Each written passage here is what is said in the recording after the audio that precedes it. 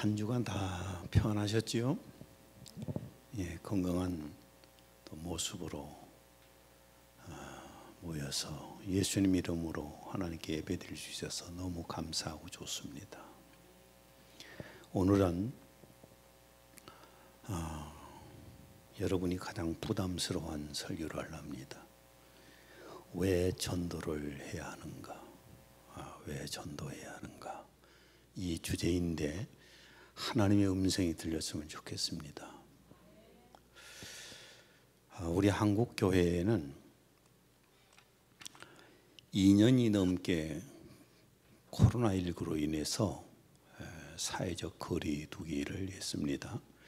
그런 가운데 대면 예배 금지 처분을 받았었고 교회당 문을 닫는 초유의 사태가 발생을 했습니다. 그 속에서 대면 예배를 드리다가 고발을 당한 서울 시내 31개 교회가 서울시장을 상대로 제기한 대면 예배 금지 처분 등 취소 청구의 소송을 했습니다. 서울의 31개 교회가 이렇게 소송을 했습니다. 이 사건에 대하여서 법원에서 판결을 내렸습니다. 그 판결을 보면은 정부 당국이 방역을 명분으로 대면 예배 금지 처분을 내린 것은 종교의 자유를 침해한 것이다. 그 다음에 두 번째는 교회의 대면 예배를 금지한 것은 비례의 원칙이나 평등 원칙에 반하여 재량권을 일탈 남용하여 위법한 것이다. 그 근거로 내세운 것이 교회와는 달리 음식점에 대하여는 21시까지 정상 영업을 허용하고 PC방, 영화관, 오락실, 멀티방, 대형 유통 시설에 대하여는 21시부터 이길 새벽 5시까지 영업을 중단하는 등의 조치만을 시행하였고 집단 감염 위험이 높은 콜센터에 대하여는 재택근무 등 근무 인원 2분의 1 강력 공고를 했고 직원 간 거리두기 및 칸막이 설치 등의 방역 조치 이외에는 특별한 집합 제한 조치를 취하지는 않았다. 직장 근무는 인원의 3분의 1 이상 재택 근무 등을 권고했고 교통시설은 KTX, 고속버스 등 50% 이내로 예매 제한 등을 공고하였으며 결혼식, 장례식 등은 50인 이하로 제한을 하였을 뿐이다. 그러나 교회에 대하여는 100% 대면 예배 금지 처분을 한 것은 위법이다. 이렇게 판결이 났습니다. 그런데 이제 와서 법원에서 대면 예배 금지 처분은 위법이라고 판결을 했다고 그래서 교회에 과연 무엇이 얼마나 도움이 됩니까? 비유를 들자면은 깨어진 항아리에서 물은 절반쯤 빠져 흘러버렸는데 국가에서 물을 채워줄 겁니까? 이젠 뭐 대안이 없지 않습니까? 올 5월 25일에 기독단체에서 담임 목사들 대상으로 목회에 대한 고충을 설문조사에서 발표했습니다. 그러니까 지금 2년이라는 기간 동안에 이렇게 대면 예배 금지 조치를 취한 통에 문을 다 닫아버렸잖아요. 그래서 목회자들의 고충을 설문조사를 했는데 목회자들 10명 중 3명이 번아웃 상태라는 조사 결과가 나왔습니다. 번아웃이란 말이 무슨 말이냐면은 극 극도의 신체적으로 정신적으로 피로감을 느끼며 무력해지는 상태를 말합니다. 목회자들 3분의 1 정도가 10명 중에 3명 정도가 이런 번아웃 상태에 빠져 있답니다. 특별히 교회 규모가 500명 이상의 교회 목회자의 경우는 무려 절반 가까이가 번아웃 상태에 지금 빠져 있다고 합니다. 그러면 목회자들이 번아웃 상태가 된 이유가 무엇인가? 거기에 대해서 5일 라인 예배를 드리다 보니 주일 성수 약화로 주일날 예배 드려야 된다는 그런 이제 개념이 사라진 거죠. 그래서 예배 수의 감소 때문에 목회자들이 사실은 번아웃 상태에 빠진 거예요. 이제는 안 모이니까. 교회에 대한 부정적인 인식으로 인한 전도의 어려움과 교회 부흥이 절망이기 때문에 목회자들이 번아웃 상태랍니다. 그 다음에 교인들 예배 출석 감소로 교회 재정적 어려움으로 계속해서 부목사들도 내보내고 관리인도 내보내고 선교도 다 끊고 뭐 이런 상황에 오면서 굉장히 어려움을 겪습니다. 이런 가운데 이제 번아웃 상태라는 거지요. 그 다음에 길게 많이 있는데 이제 네 번째까지만 보면은 대면 예배를 드리지 못함으로 교회의 영적 침체, 교회가 완전히 영적인 침체에 빠졌다는 겁니다.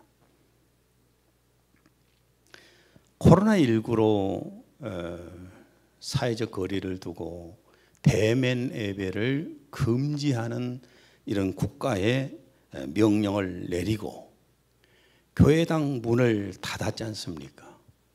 교회당 문을 닫고 온라인 예배를 드리는 교회나 목사들은 굉장히 뭔가 앞서가는 목회자인 양 대면 예배를 드리는 교회나 교회 성도들이나 또 목사들을 엄청나게 비난을 했습니다.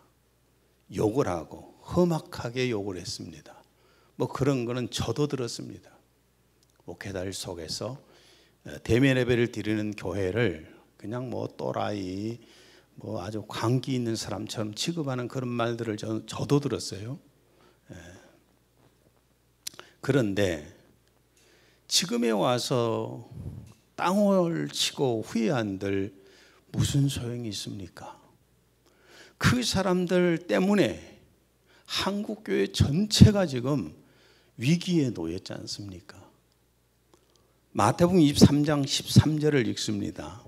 너희는 천국 문을 사람들 앞에서 닫고 너희도 들어가지 않고 들어가려 하는 자도 들어가지 못하게 하는도다.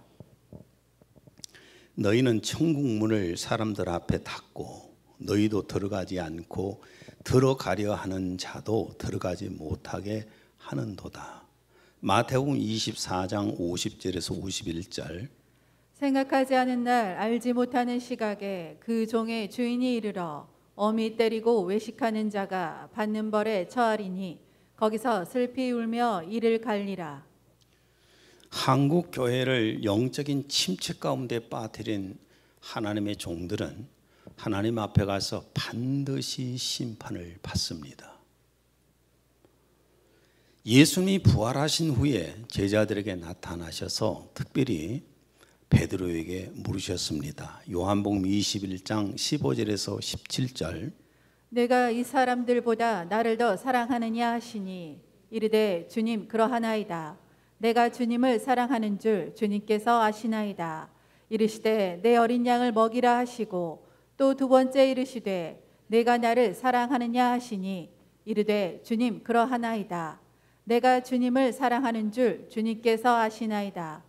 이르시되 내 양을 치라 하시고 세 번째 이르시되 내가 나를 사랑하느냐 하시니 주께서 세 번째 내가 나를 사랑하느냐 하심으로 내가 주님을 사랑하는 줄을 주님께서 아시나이다. 예수께서 이르시되 내 양을 먹이라. 예수님을 사랑한다면은 예수님의 핏값을 주고 산 하나님의 자녀들을 신앙을 지켜줘야 하는 겁니다.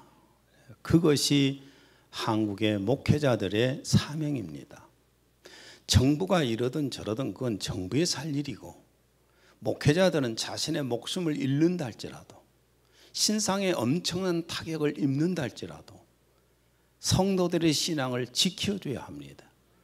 그런데 정부에서 압박을 했다고 해서 교회당 문을 척크덕 닫아버리고 예배를 너희들 마음대로 드려라, 집에서 온라인으로 그냥 동영상으로 해라, 이렇게 해놓고 이제 와서 번아웃 상태에 빠져 있다고 말해요.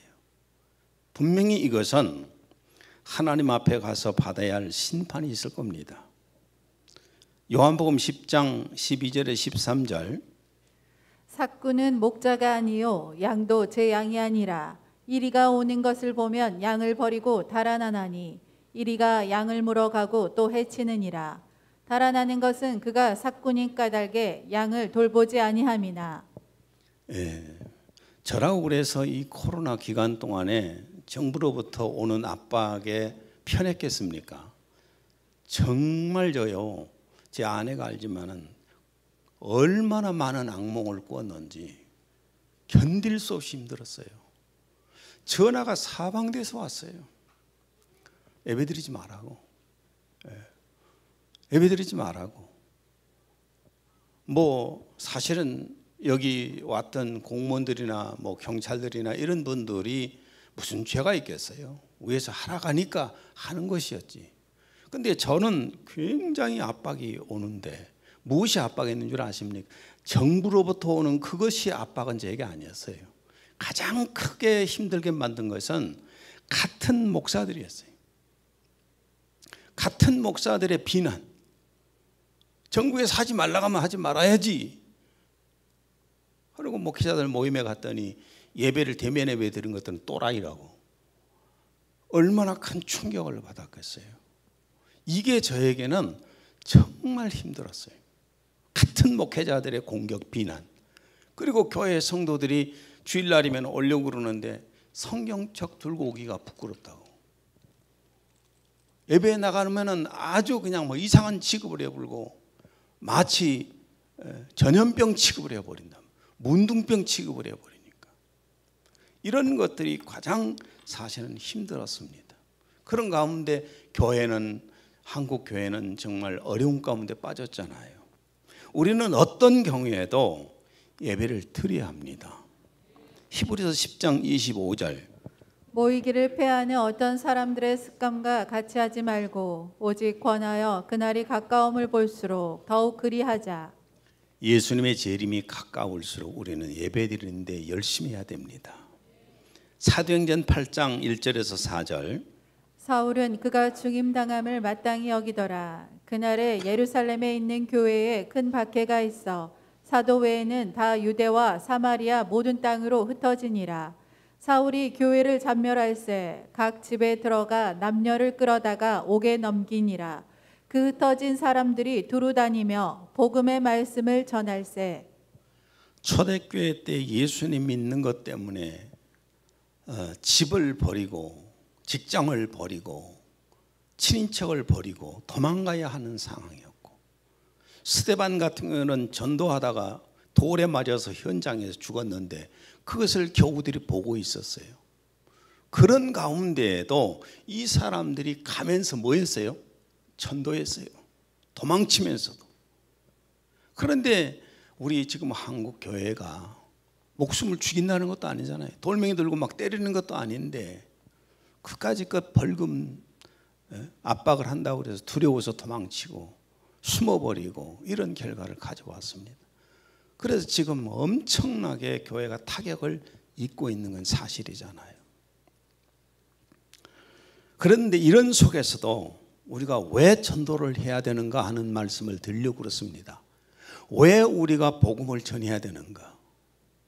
그 첫 번째 이유는, 여러분, 우리가 전하는 이 복음은, 우리가 받은 이 복음은 창세 전부터, 이 세상이 시작되기도 전부터 하나님의 마음속에 감춰져 있던 특별한 비밀이었습니다.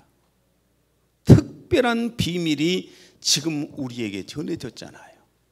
그리고 이 특별한 비밀을 전하라고 주님이 하시는 겁니다.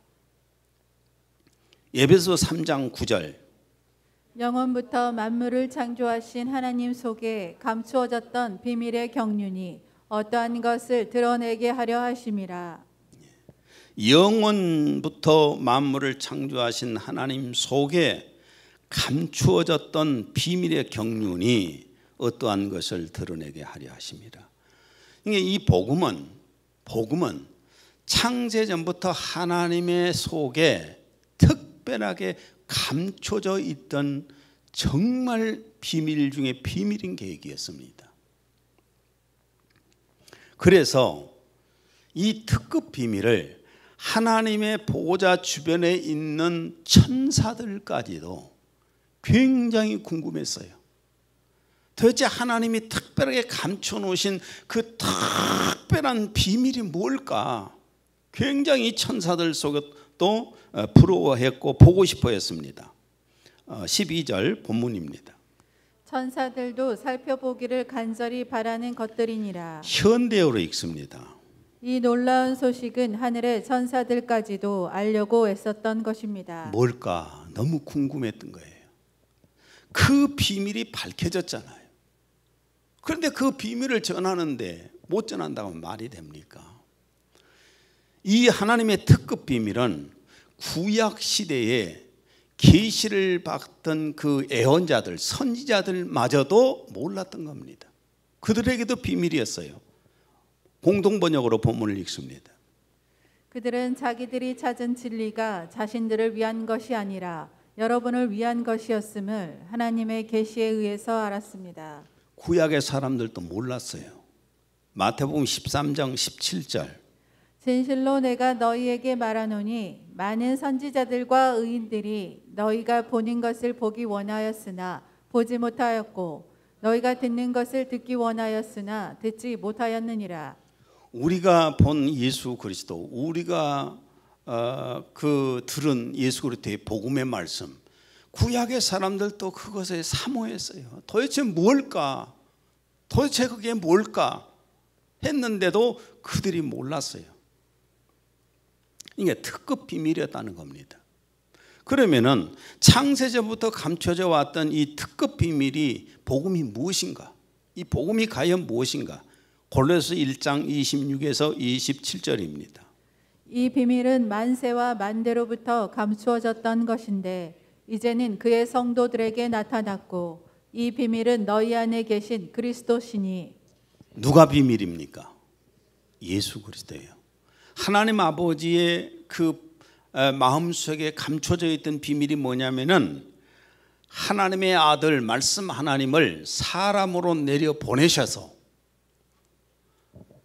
하나님의 자녀들의 죄값을 지불하기 위해서 십자가에서 속죄 제물이 되셔서 죄를 용서받게 하시고 부활하셔서 의롭게 하심으로 구원하신다는 그 계획이었습니다. 이것은 하나님의 주변에 있는 천사들도 알지를 못했고 구약의 예언자들도 알지를 못했고 이걸 하물며 사탄마저도 알지를 못했어요. 아무도 알지 못했던 겁니다. 에베소서 1장 4절에서 5절. 창세전에 그리스도 안에서 우리를 택하사 우리로 사랑 안에서 그 앞에 거룩하고 흠이 없게 하시려고 그 기쁘신 뜻대로 우리를 예정하사 예수 그리스도로 말미암아 자기의 아들들이 되게 하셨으니. 얼마나 이 비밀스러운 일입니까? 이걸 아무도 몰랐다고 말해요. 여러분, 사람이 비밀스러우면 굉장히 궁금해지잖아요. 그렇죠? 근데 이 카페가 이렇게 앉아 있으면요, 사람들이 저쪽으로 가면서 다 우리 교회 다 쳐다봅니다. 카페인가 교회인가 펜션인가 막 헷갈려갖고, 이야, 나중에 이제 막 꽃이 피어 있으니까 궁금해갖고 저 입구에서 끼우 쳐다보다가 어떤 사람은 용감해요. 올라와. 그래갖고 꽃 구경을 싹 해보는데 카페를 들여다보는데 들어오지는 못하고 계속 이렇게. 그러니까 안에가 컴컴하니까 밖에는 잘 보이는데 안에가 안 보이잖아요. 내가 보고 있는지는 모르고 끼우 돼요. 그걸 쫙 개방해 주면 얼마나 좋아요. 예수 그리스도가 바로 비밀이셨고 그 예수님 안에서 하나님의 자녀들을 구원하시는 것이 하나님의 비밀이에요. 특급 비밀이었어요. 골로새 2장 2절에서 3절. 하나님의 비밀은 그리스도를 깨닫게 하려 함이니 그 안에는 지혜와 지식의 모든 보화가 감추어져 있느니라. 예수 그리스도가 감춰진 비밀이고 복음이시고 그 예수 그리스도 안에는 특별한 지혜가 있고 특별한 지식이 있다는 겁니다. 세상의 수많은 서양 동양 철학들 다 긁어 모아도 하나님의 말씀 한 구절도 안 된단 말이에요. 그런 굉장한 지혜와 지식을 예수 그리스도 안에 있다는 겁니다. 이것이 감춰진 비밀이었어요. 이게 복음이고, 그렇게 전도하는 것은, 우리가 이 복음을 예수 그리스도를 전해주는 것은 절대로 부끄러운 것이 아닙니다. 매우 자랑스러운 겁니다. 그죠? 나는 어렸을 때 저 시제지는 데 가갖고 그 떡 하나 얻어먹으려고 줄 서서 지금 생각하면 기가 막히게 이만 시간 떡 하나씩 주는 거 받아먹으려고, 어떤 친구는 받아먹고 다시 사갖고 받아먹다가 한 대 얻어 터지기도 하고, 그 주는 분이 얼마나 뻐기면서 주던지.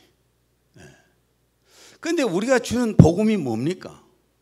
이 복음은 하나님 안에 감춰져 있던, 창세전부터 감춰져 있던 굉장한 하늘의 특급 비밀이란 말이에요. 그 특급 비밀, 그분이 바로 예수님이잖아요. 예수님 안에는 이 세상에서 깨달을 수 없는 지혜가 있고 지식이 있는데, 이걸 나눠주면서 부끄러워한다면 이게 말이 됩니까? 내 영혼을 구원해 줬고, 죄사함 받게 해줬고, 생명 얻게 해줬고, 나를 지옥에서 건져내 줬고, 이런 기가 막힌 복음을 전하는데 어떻게 부끄러워하겠습니까? 로마서 1장 16절 공동번역입니다. 나는 그 복음을 부끄럽게 여기지 않습니다. 복음은 먼저 유다인들에게 그리고 이방인들에게까지 믿는 사람이면 누구에게나 구원을 가져다 주는 하나님의 능력입니다. 이 복음을 받아들이게 되면은 구원받는 놀라운 하나님의 능력이에요. 그런데 어떻게 이걸 부끄러워할 수 있겠어요? 하늘의 천사들까지도 부러워하는 것이 복음 전하는 것이에요. 12절 공동번역으로 있습니다. 이것은 천사들도 보고 싶어 하는 것입니다. 그렇다면 우리가 복음을 전하는 것, 전도하는 것을 부끄러워하지 마세요.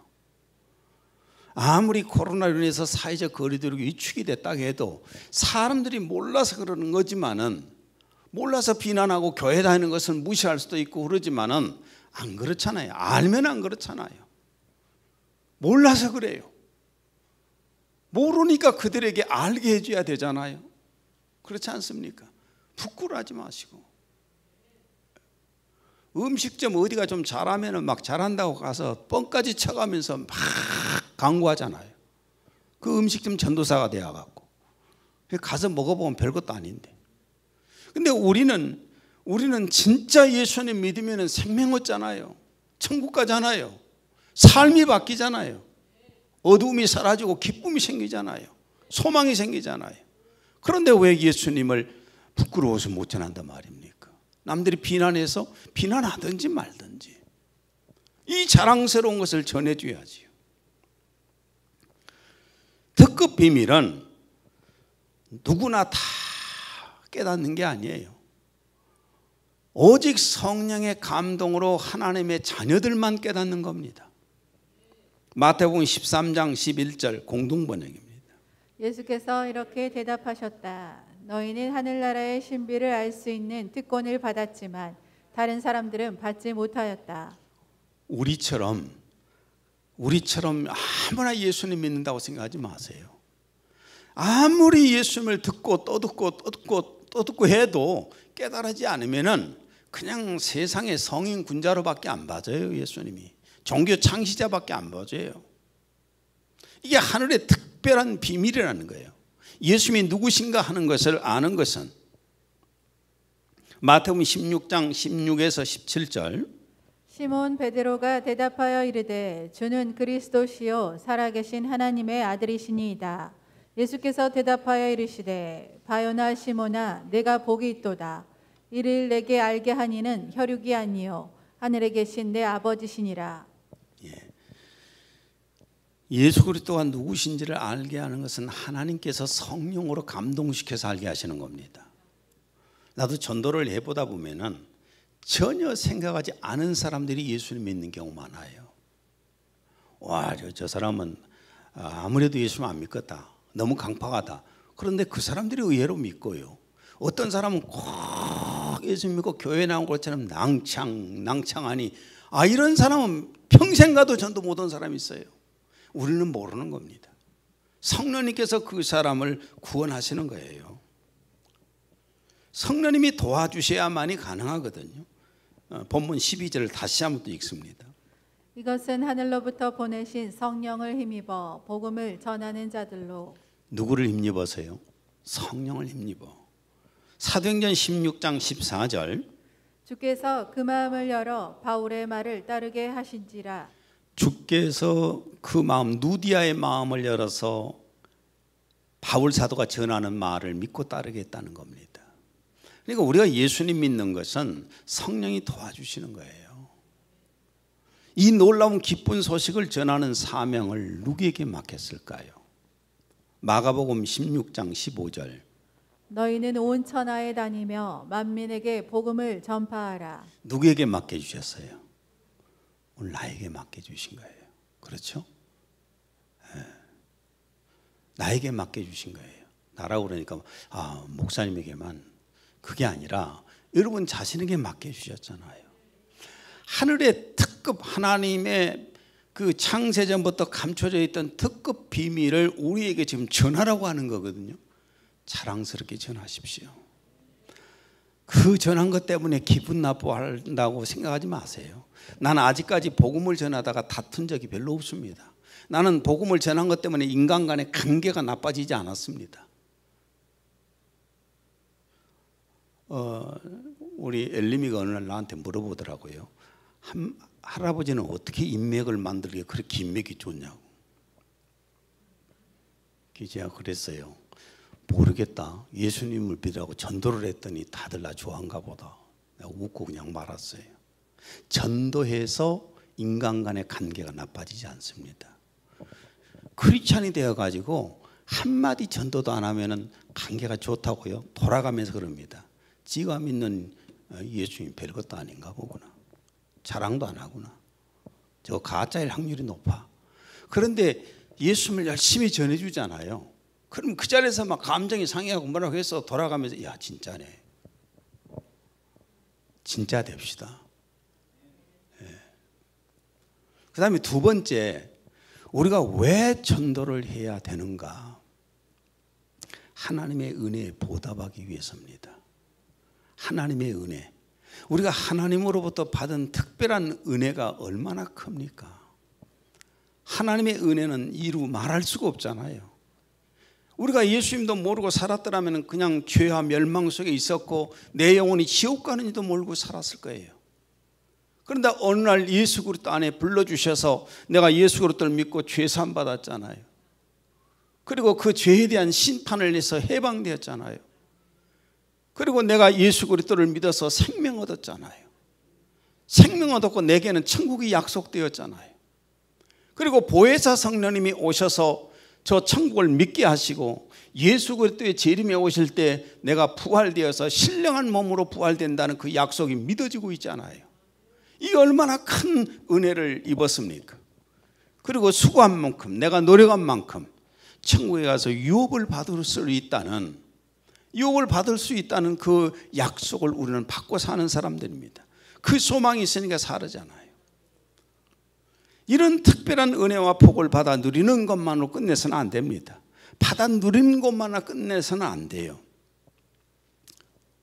요즘 제가 많이 하나님께 기도하면서 하는 기도 내용입니다. 하나님이 주신 은혜를 생각해 보면 너무너무 많아요. 정말 많은 모든 것들이 하나님의 은혜로 살고 있는데 내가 하나님 앞에 보답을 못합니다. 하나님 앞에 보답하는 것이 제가 없습니다 하는 기도가 절로 나와요. 시편 116편 12절.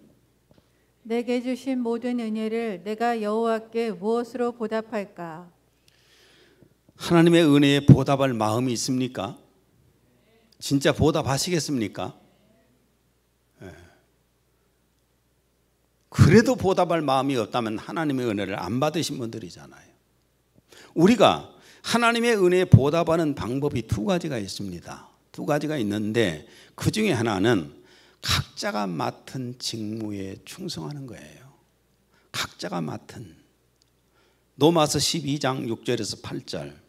우리에게 주신 은혜대로 받은 은사가 각각 다르니 혹 예언이면 믿음의 분수대로, 혹 섬기는 일이면 섬기는 일로, 혹 가르치는 자면 가르치는 일로, 혹 위로하는 자면 위로하는 일로, 구제하는 자는 성실함으로, 다스리는 자는 부지런함으로, 긍휼을 베푸는 자는 즐거움으로 할 것이니라. 내가 가지고 있는 거, 내가 잘할 수 있는 거, 이것 가지고 주님 일하는 겁니다. 교회 밖에서든 교회 안에서든 간에 내가 할 수 있는 것, 그걸 가지고 열심히 하는 거예요.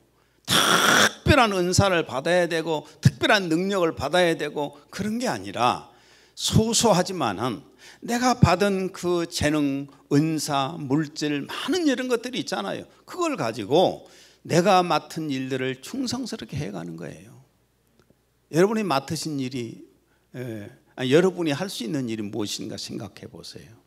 나는 오늘 찬양단을 보니까 우리 성가대 봤더니 사람들이 숫자가 엄청나게 서 있어요. 다 목소리가 다 들리지는 않을 거예요. 그 다음에 조미아 집사님 여기서 마이크도 없이 혼자 찬양하고 있어요. 마이크가 왜 준비가 안 됐나? 그런 모습을 보면서 어떤 생각이 드냐면은 저 찬양은 하나님이 받으시니까. 내가 찬양할 수 있다면 하나님 앞에서 찬양을 올리는 거예요. 내가 여기 자리에 서 있는 것만 해도 하나님이 기뻐하시잖아요. 내가 빗자락 들고 교회당을 쓰는 것 자체도 하나님이 보시잖아요. 하나님은 아시면 되는 겁니다. 이게 하나님 앞에 내가 보답하는 거예요. 그 다음에 두 번째로 우리가 보답하는 것이 뭐냐 하면은 주님의 길 잃은 양들을 찾아오는 겁니다. 하나님께서 잃어버리신 양들을 찾아오는 겁니다. 이거는 공동 사명이에요. 공동 직무예요. 공동으로 해야 될 직무예요. 누가복음 15장에 보면은 잃은 양 한 마리 찾는 그 주님의 심정과 돌아온 탕자를 맞이하는 아버지의 그 심정을 아주 적나라하게 보여주셨습니다. 누가복음 15장 4절에서 6절. 너희 중에 어떤 사람이 양 100마리가 있는데 그 중에 하나를 잃으면 99마리를 들에 두고 그 잃은 것을 찾아내기까지 찾아다니지 아니하겠느냐. 또 찾아낸즉 즐거워 어깨에 메고 집에 와서 그 벗과 이웃을 불러 모아 말하되 나와 함께 즐기자. 나의 잃은 양을 찾아내었노라. 잃은 양 한 마리가 창세전부터 택함받은 그 잃은 양 한 사람이 주님 앞에 왔을 때 주님이 얼마나 기뻐하셔요. 그 다음에 또 누가복음 15장 20절에서 24절.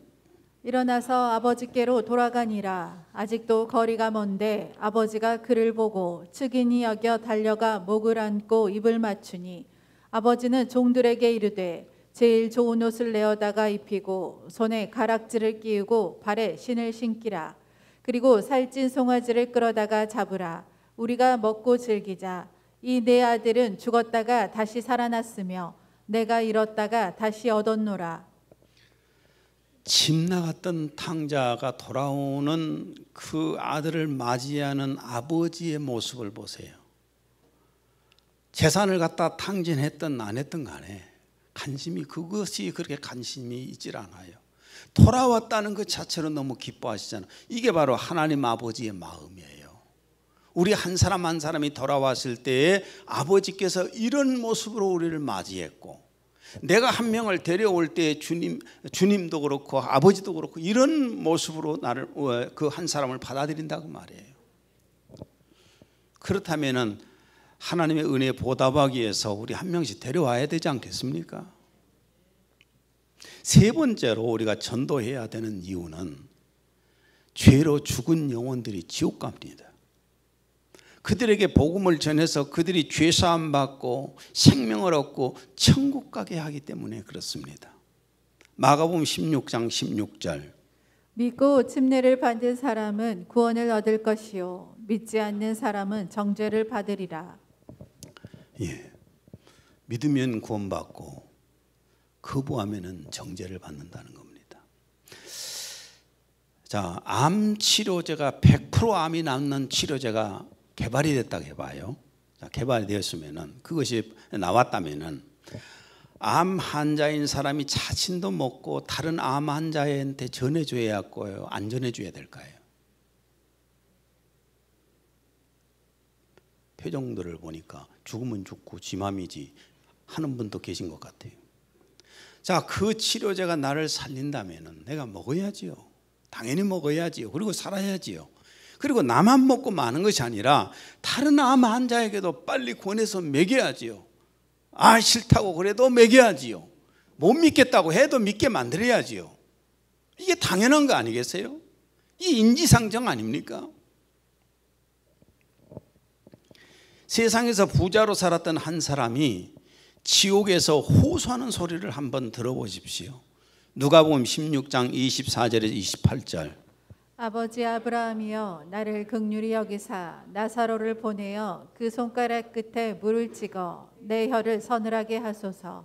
내가 이 불꽃 가운데서 괴로워하나이다. 아버지여 구하노니 나사로를 내 아버지의 집에 보내소서. 내 형제 5이 있으니 그들에게 증언하게 하여 그들로 이 고통받는 곳에 오지 않게 하소서. 혹시 여러분의 가족 가운데, 여러분의 친인척 가운데, 여러분의 친구 가운데 죽어 지옥 간 사람 있습니까? 있을 거지요. 없을 수는 없지 않겠어요. 분명히 있을 겁니다. 예수만 제대로 안 믿었으면 지옥 갔습니다. 그렇다면 그 사람들이 지금 뭐라고 말할까요? 그 사람들이 그럽니다. 이 고통받는 곳에 오지 않게 하소서.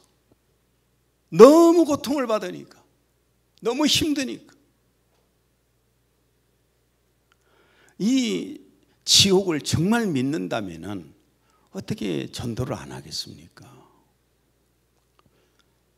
야고보서 5장 20절.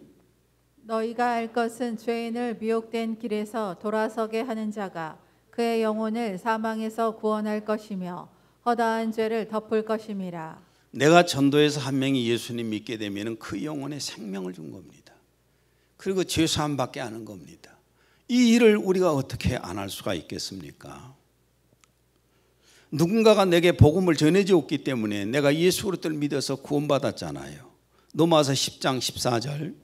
그들이 믿지 아니한 이를 어찌 부르리요 듣지도 못한 이를 어찌 믿으리요 전파하는 자가 없이 어찌 들으리요. 예, 본문 12절을 또 읽습니다. 이것이 하늘로부터 보내신 성령으로 너희에게 복음을 전한 자들을 통하여 너희에게 이제 전해졌으며. 누군가가 내게 복음을 전했으니까 내가 예수를 믿고 오늘 구원받은 거잖아요. 그렇다면은 양심이 있다면은 나도 누군가에게 전해줘야 되지 않겠습니까? 그래서 바울 사도는 이것을 빚진 자의 심정으로 살았었습니다. 로마서 1장 14절 15절. 헬라인이나 야만인이나 지혜 있는 자나 어리석은 자에게 다 내가 빚진 자라. 그러므로 나는 할 수 있는 대로 로마에 있는 너희에게도 복음 전하기를 원하노라. 누군가가 내게 복음을 전해줬기에 내가 그 복음을 믿어서 구원받았다면, 내가 지옥을 안 가고 천국 가게 되었다면 나도 이 복음을 누군가에게는 전해줘야 되지 않겠습니까? 빚진 자의 심정으로 바울 사도는 지금 그런 얘기입니다. 문명인에게나 또한 문명인에게나 많이 배운 자에게나 못 배운 자에게나 나는 복음을 전해줘야 할 빚진 자의 심정으로 삽니다, 그 말이에요. 그래서 나는 복음을 전하고 있습니다. 그래서 로마에도 가서 복음을 전하기를 원합니다. 여러분, 빚진 자의 심정으로 사람들을 주님 앞에 데려오세요. 마지막으로 왜 우리가 전도해야 되는가? 하늘의 유업이 있기 때문입니다. 그렇죠? 하늘의 유업이 있기 때문에. 디모데후서 4장 7절에서 8절. 나는 선한 싸움을 싸우고 나의 달려갈 길을 마치고 믿음을 지켰으니 이제 후로는 나를 위하여 의의 면류관이 예비되었으므로 주 곧 의로우신 재판장이 그날에 내게 주실 것이며 내게만 아니라 주의 나타나심을 사모하는 모든 자에게도니라. 바울 사도는 복음을 전하는 데 일생을 바쳤습니다. 예수 그리스도의 재림을 사모하는 사람은 복음을 전할 수밖에 없잖아요. 그래서 이런 사람에게는 천국에서도 유업을 주십니다. 복음을 전해서 한 잃어버린 영혼을 건지게 되면은 거기에 대해서 하나님은 분명히 갚아주시는데 하늘 유업으로 주신다는 겁니다. 그리고 제가 보니까 전도를 많이 한 사람들 가운데 건강하지 않은 사람이 없어요. 전도를 많이 하는 사람들 가운데 경제적 어려움에 빠진 사람이 별로 없어요. 보니까 전도하라고 또 전도하라고 그래서 물질도 주시고 건강도 하나님께서 주신 것 같아요. 말씀의 마무리를 짓습니다. 오늘부터 우리 빚진 자의 심정을 가집시다. 천국의 비밀이잖아요. 이걸 전하는 거잖아요. 그리고 하나님의 은혜 갖기 위해서잖아요. 내가 복음을 전해서 한 영혼을 건지는 거잖아요. 누가복음 14장 23절. 나가서 사람을 강권하여 데려다가 내 집을 채우라. 전도하겠습니까? 정말 복음을 전하겠습니까? 복음을 전하세요. 누구를 위해서가 아니라 여러분 자신을 위해서 복음을 전하세요. 기도합니다. 하나님 아버지, 오늘은 왜 우리가 전도해야 되는가에 대한 말씀을 나눴습니다. 성령님께서 한 사람 한 사람 마음속에 주님의 음성으로 들리게 해주셔서 지옥 가는 영혼들을 불쌍히 여기는 마음도 있게 해주시고 자신이 생명을 얻어서 천국 갈 수 있게 된 것처럼 다른 사람에 대한 그 안타까운 심정도 들어오게 해주십시오. 그래서 아무리 환경이 이렇다 할지라도 복음을 전해서 잃어버린 영혼을 구원케 하여 주옵소서. 예수님 이름으로 기도했습니다.